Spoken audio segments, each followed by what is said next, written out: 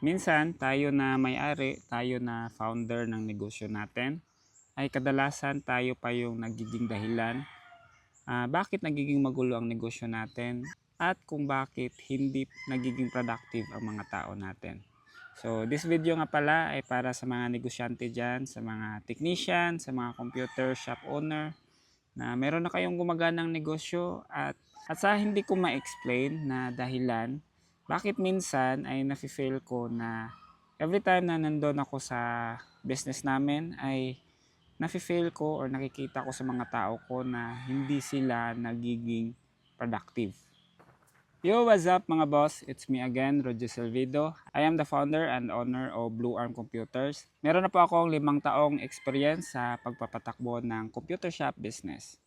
So, ma-share ko lang sa inyo mga boss no, na sa business namin na Blue Arm Computers, meron na po tayo mga tauhan. Siyempre, ito napansin ko lang dati na every time na nandun ako sa shop or sa office namin, nafe-feel ko na yung mga tao ko ay hindi nila nagagampanan ng mabuti ang kanilang trabaho. Minsan yung iba ay dahil sa nandun ako sa office na yon, nafe-feel ko na hindi sila productive. And ayun, yun pinag-aralan ko yun kung ano yung dahilan. So napansin ko pala, isa sa rason siguro is siguro napipressure sila dahil yung presence ko nandun sa office namin.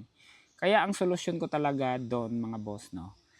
Ngayon, siniparit ko na talaga yung sarili ko sa mga tao ko. Dahil I want them to be productive in their job. So, ngayon pag meron na silang mga kailangan, meron silang problema, so they can contact directly to our department head or sa manager or sa business partner ko mismo si Michelle. So ayun na yung structure ng business namin. And true enough no na feel ko na gumagana siya.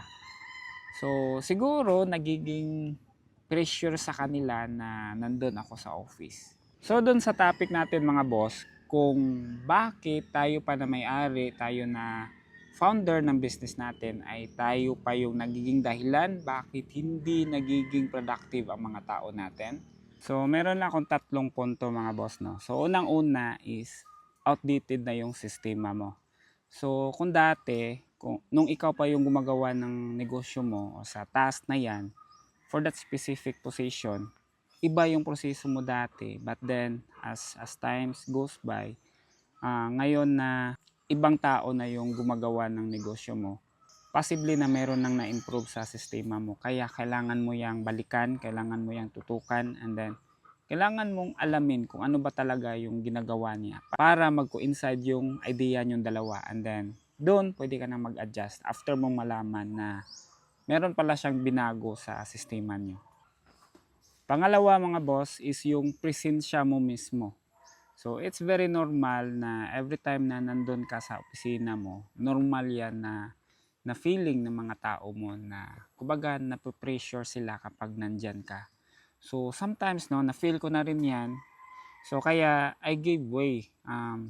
Humanap ako ng paraan para maging comfortable sila. Gusto ko rin kasi na maging feel at home sila. So hindi natin yan gusto pero yan yung nafe-feel ng mga tao natin. Number one, dahil ikaw yung boss, 'di ba? So it's very normal na ganon. So para sa akin mga boss, no, I don't mind na kahit na wala ako sa office as long as na gumagana yung mga tao ko, nagtatrabaho sila and they are productive. Okay lang yun sa akin. So siguro ma-advise ko lang sa inyo is lagyan nyo lang siya ng process talaga or sistema yung department na yan para kahit na wala ka doon, gagana pa rin siya. And make sure talaga na magiging productive sila. Hindi mo siya pwedeng iwan sila na hindi naman gumagana yung trabaho nila. Pwede kang dumistansya sa kanila kung gumagana talaga sila. Pero kung hindi sila gumagana, then wala silang magawa kundi kasama kayo. So number 3 na rason mga boss no, bakit yan nangyayari sa opisina natin or sa negosyo natin, and that is called acknowledgement. Okay?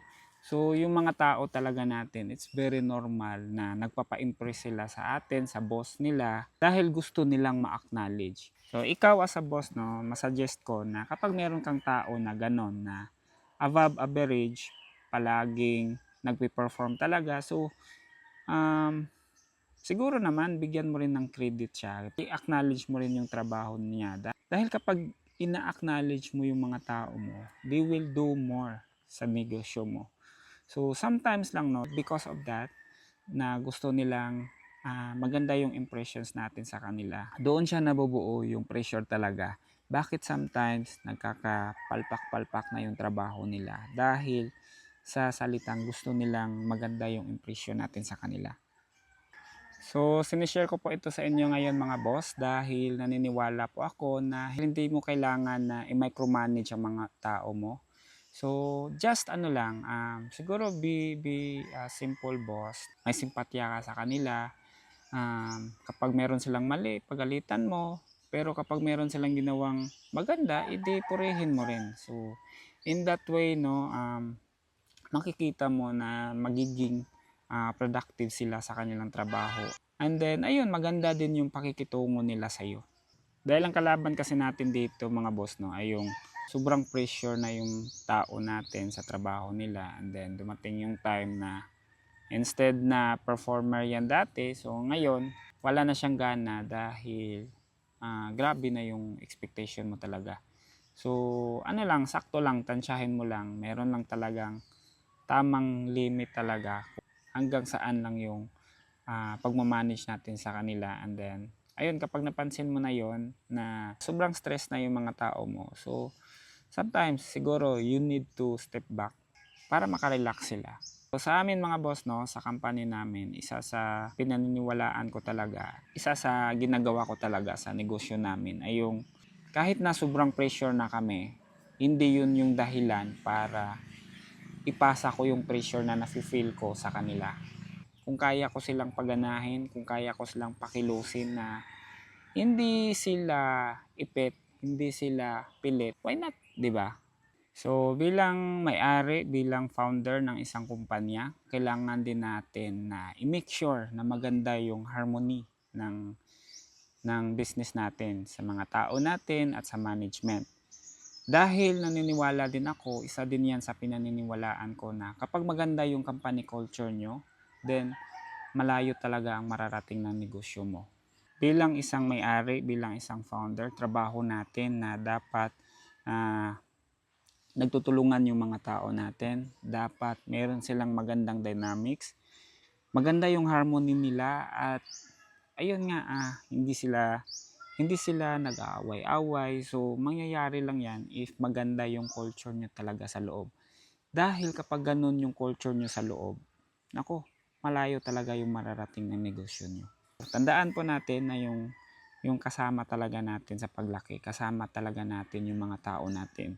Yung mga team members natin, from drivers to delivery to admin, to sales, to marketing, lahat dapat talaga sila, nagtutulungan sila para mas madali yung pag-unlad ng negosyo natin.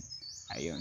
So sana meron kayong natutunan sa video na to and I hope comment kayo sa baba kapag meron kayong gustong topic in the future. At invite ko pala kayo mga boss, no, meron tayong ginawang grupo which is Work Smart Community.